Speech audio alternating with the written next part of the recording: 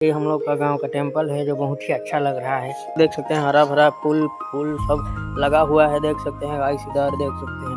तो hello guys, welcome back to my channel और मेरा चैनल में आप लोगों का स्वागत है। तो देख सकते हैं इधर बहुत ही अच्छा है और दिखाता हूँ। ये हम लोग का गांव का टेम्पल है जो बहुत ही अच्छा लग रहा है। और इधर देख सकते हैं एकदम बहुत ही अच्छा रोमांटिक, कितना मस्त हरे रामो हरे कृष्णा किया जाता है। इधर देख सकते हैं। और ये कुआं है, मैं आप लोगों को दिखाता हूँ। जो ये 5 फीट गड्ढा है, पानी नहीं है।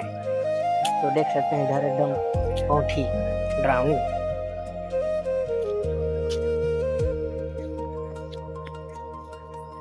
और एकदम बढ़िया है। और इधर देख सकते हैं हरा भरा फूल फूल सब लगा हुआ है। देख सकते हैं गाइस, इधर देख सकते हैं, वहाँ तक है, उधर भी है। देख सकते हैं ना। मिलता है नेक्स्ट वाला वीडियो में, तब तक के लिए बाय बाय, जय हो।